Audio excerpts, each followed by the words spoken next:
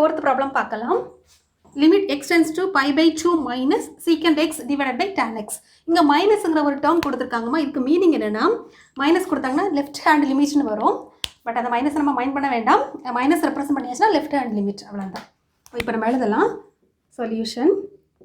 given data நம்ம அப்படியே எழுதிக்கலாம். limit x tends to pi by 2 minus secant x divided by tan x.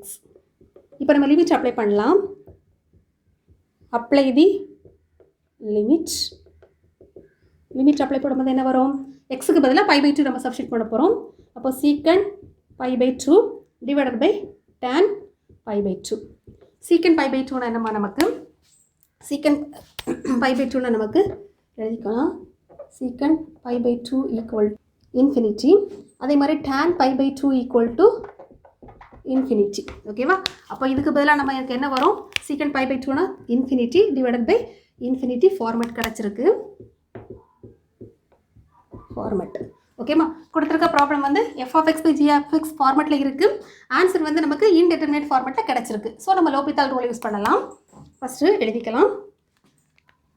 Applying. அதுக்கு முன்னாடி given term கொஞ்சம் நம்ம மாடிஃபை பண்ணிக்கலாம். ஏன்னா secant term நம்ம sin cos term நம்ம வந்து கொஞ்சம் மாடிஃபை பண்ணிக்கலாம். rearrange the equation.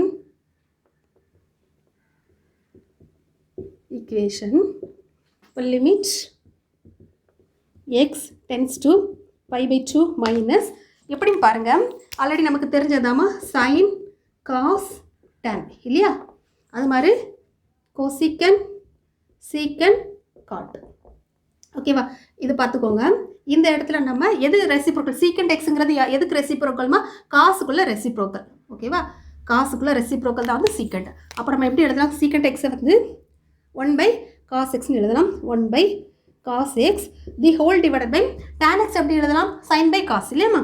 அப்போ sin x by cos x. இதை மறுபடியும் கொஞ்சம் சிம்பிளிஃபை பண்ணலாம். Limit x tends to pi by 2 minus 1 by cos அப்படி இருக்கட்டு 1 by cos x இன்ட்டு இது நம்ம டிவிஷனாக இருக்கிறது மல்டிப்ளிகேஷனை மாற்றலாம். அப்போ cos நமக்கு மேலே வரும். cos x divided by sin x. இந்த cos xும் cos xும் கேன்சல் ஆகும். மீதி நமக்கு sin x இருக்குது. இந்த ஸ்டெப்பில் நம்ம லோபிதால் ரூலை யூஸ் பண்ணலாம். Applying லோபிதால் rule. L'Hôpital's rule. ஓகேம்மா. இப்போ limit x tends to pi by 2 minus இந்த இடத்துல நம்ம pi by 2 சப்ஸ்டிட்யூட் பண்ண போகிறோம். அப்போ 1 by sin pi by 2. sin pi by 2 என்னமா? இப்போ நம்ம லிமிட் அப்ளை பண்ணலாம். அப்ளை தி லிமிட். லிமிட் அப்ளை பண்ணும்போது தான் அது சேஞ்ச் ஆகும். அப்போ 1 by pi by 2 sin pi by 2 வந்து நமக்கு 1 இல்லையாமா? அப்போ நமக்கு 1 தான் ஆன்சர். எழுதிக்கோங்க. sin pi by 2 equal to 1. So இதுதான் நமக்கு தேவையான ஃபைனல் ஆன்சர். அவ்வளோதான்.